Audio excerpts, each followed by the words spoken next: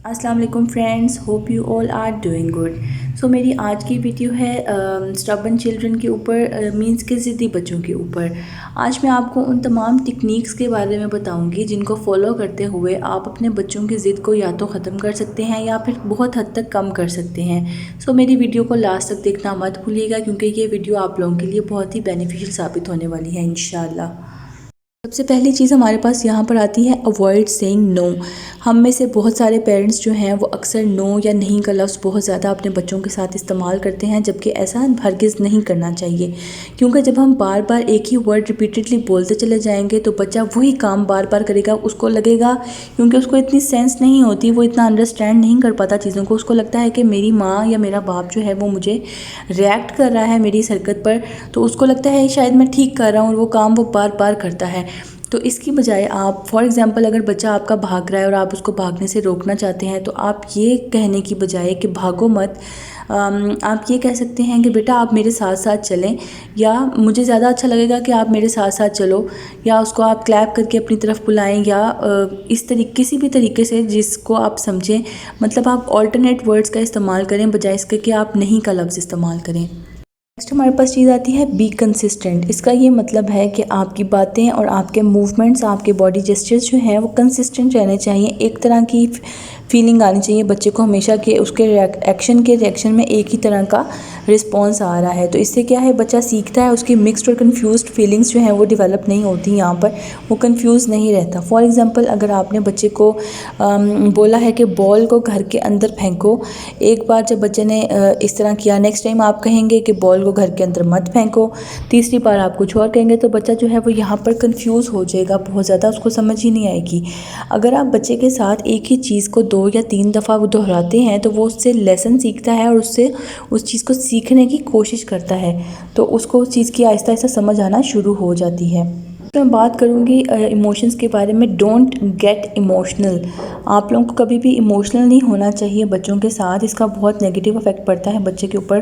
For example है कि 3 months का बच्चा है और वो डिफरेंट येल करता है, चीखता है, चिल्लाता है, या फिर एक 3 साल का बच्चा जो कि ब्रश करने से, टीथ ब्रश करने से रिफ्यूज़ कर देता है, तो आपको उसके टेम्परामेंट अपना लूज़ करने की या उसके ऊपर शाउट या स्क्रीम करने की ज़रूरत नहीं है। आपको इमोशनल होने की किसी भी सूरत में ज़रूरत नहीं है, क्योंकि इसका बैड इफ़ेक्ट जाएगा बच्चे के ऊपर। बनस्पत इसके आप लोगों को एक गहरा डीप ब्रेथ लेनी चाहिए, गहरा सांस लेना चाहिए। आप 3 तक काउंट करें, 1 2 एंड 3। देन बच्चों से आई कांटेक्ट करें, उनकी आंखों में देखें और फिर उनसे बात करने की, सीरियसली बात करने की उनसे कोशिश करें। इससे क्या होता है कि आप लोग अपना टेम्परामेंट जो है वो लूज़ नहीं करते और बहुत ही तहम्मुल मिजाजी के साथ बच्चे से बातचीत करते हैं, जिससे बच्चा आपकी बात को समझ भी जाता है। नेक्स्ट मैं बात करूँगी लिसन एंड रिपीट के बारे में। इससे आपको नाम से ही पता चल रहा है कि आपने करना क्या है।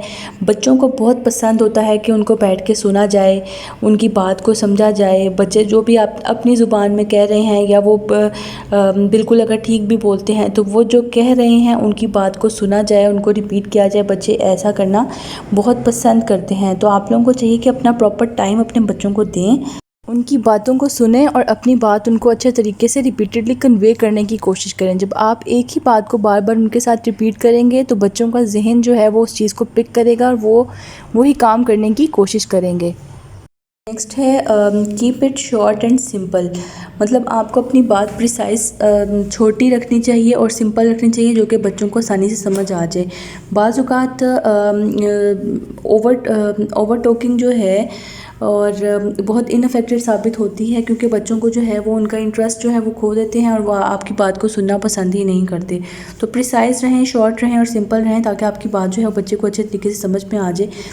इसी तरह अगर आपका बच्चा 2.5 या 3 साल का है और वो सोफ़े पर कंटिन्यूसली फॉर एग्जांपल जंप करे जा रहा है और आपको उसको मना करना है इस चीज़ से, तो आप उसको प्रिंसिपल इसके कहें ना करो, गिर जाओगे, ऐसा क्यों कर रहे हो, नीचे उतरो, आप शाउट करें, स्क्रीम करते जाएं उसके ऊपर, उसको कंटिन्यूसली कहते चले जाएं, तो वो वही काम बार बार करेगा, क्योंकि उसको रिएक्शन मिल रहा होगा, वो उसके एक्ट का आप लोग रिएक्ट कर रहे होंगे। तो बनस्पत इसके कि सिंपली आप उसको कहें, उसको उतार के अपनी गोद में बिठा के आराम से कहें कि दैट कैन हर्ट यू बेटा, no don't do this again.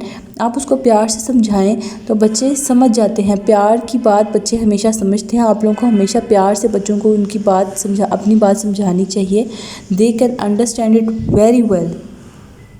अच्छा, नेक्स्ट बड़ी अच्छी सी टेक्निक है, मींस कि आप अगर बच्चा किसी चीज़ के लिए नहीं मान रहा तो आपको उसको डिफरेंट चॉइसेस देनी चाहिए, आपको उसको डिफरेंट ऑफ़र्स देनी चाहिए। तो बच्चा जो है वो काम बहुत अच्छे तरीके से करेगा जो आप चाह रहे होंगे। फॉर एग्ज़ाम्पल, अगर आप बच्चे को कहते हैं, 3 साल का या 4 साल का बच्चा है, आप उसको कहते हैं कि बेटा जो है अपने रूम को क्लीन करो, तो वो कहेगा इतना सारा मेस क्रिएट हुआ है, मम्मा मैं कैसे करूँ, या उसके जहन में ये चीज़ आएगी और वो रिफ्यूज़ करेगा इस चीज़ को। बनस्पत इसके कि आप इसको कहें कि बेटा पूरा रूम क्लीन करो। आप ये कह सकते हैं कि बेटा आप अपने ब्लॉक्स पहले इकट्ठे करेंगे या अपनी बुक्स पहले इकट्ठे करेंगे। तो वो बच्चा जो है वो उस चीज़ में से कोई एक चीज़ चूज़ करेगा, पहले वो काम करेगा, तो उसके बदले में आप उसको इंसेंटिव भी कोई ना कोई चॉकलेट या कोई टॉफ़ी दे सकते हैं। तो बच्चा बहुत इंटरेस्टिंगली जो है अपना काम करेगा और ज़िद नहीं करेगा और कि मैंने ये काम नहीं करना, तो पेरेंट्स के लिए बहुत ज़्यादा हेल्प हो जाएगी। इसके बाद मैं बात करूँगी वॉच योर वर्ड्स। ये बहुत इंपॉर्टेंट है कि आप अपने लफ्ज़ों पर बहुत ज़्यादा गौर करते हुए बच्चों के साथ बात करें।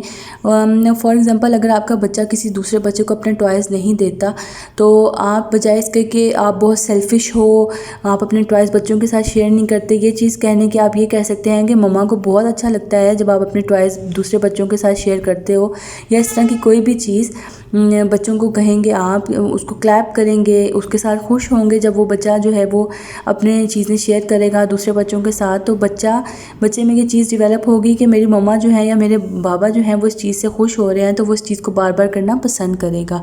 और बनस्बत ये कि आप डोंट का लफ्ज़ बार बार इस्तेमाल करें, आप डू का लफ्ज़ इस्तेमाल करें कि बेटा दें, आप बच्चों के साथ शेयर करें, आई विल बी हैप्पी, और इस तरह की चीज़ें बच्चों के साथ करनी चाहिए बनस्बत ये कि आप बार बार डोंट का लफ्ज़ इस्तेमाल करें।